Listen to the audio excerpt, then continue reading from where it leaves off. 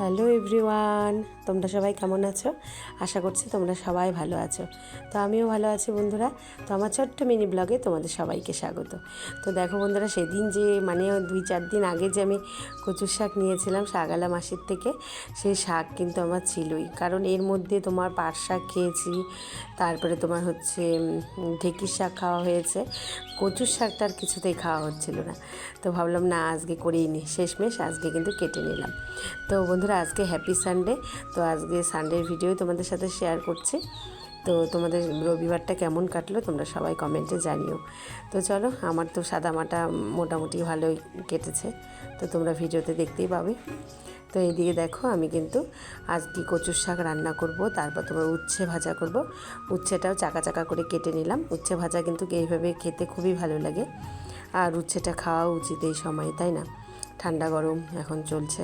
আর আজকে তো কি বলবো বন্ধুরা, দারুণ ওয়েদার। এই কয়দিন তো টানা গরম গেল, আজকে হঠাৎ দুপুরবেলা হাওয়া হাওয়া মেঘ মেঘ বৃষ্টি, মানে রান্না হতে হতেই স্নান করতে গেছে অমনি একদম ঝড় বৃষ্টি।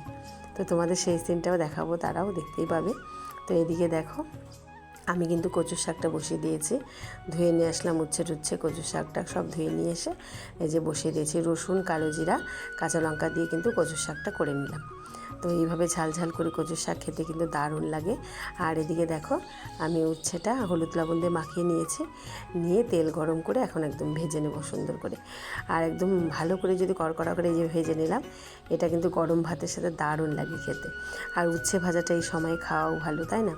তো আমরা তো মাঝে মাঝে তেতো খাচ্ছি এখন ইদানিং, আর আগেও খেতাম, এখন আরও বেশি খাওয়া হচ্ছে।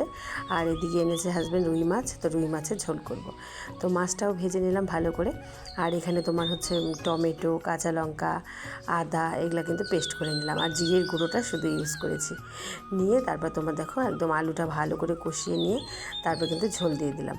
তো দেখো, ঝোলটাও কিন্তু দেখতে দারুণ হয়েছে, খেতেও কিন্তু খুব ভালো হয়েছিল। তো বন্ধুরা দেখো, এর মধ্যে স্নান করে আস্তে আস্তে কী জোরে একদম, আগে থেকে তো হাওয়া হাওয়া হচ্ছিলো, হঠাৎ মেঘ কালো করে একদম বিদ্যুৎ চমকানো, তারপরে এই দেখো ঝমঝম করে বৃষ্টি। তো আমার তো 2-3টা ঘরের তো চাল নাই, খুলে ফেলা হয়েছে। তো দেখো, ঘরের মধ্যে দিয়ে বৃষ্টি দেখা যাচ্ছে। তো বন্ধুরা দেখো, কেবলই স্নান করে আসলাম, এখনও কিন্তু সিঁদুর দিন, এখন সিঁদুর টিঁদুর পরে তারপর ভাত খেতে বসবো। তো এই যে সবার জন্য কিন্তু ভাত বেড়ে নিলাম। তো সবাই কয়েকদিন পাতাতেই খাচ্ছে, পাতাতে খেতে কিন্তু খুব ভালো লাগছে, একদম বাড়িতে মনে হচ্ছে যে উৎসব উৎসব ভাব। তো বন্ধুরা, এখানেই শেষ করছি ভিডিওটা, টাটা।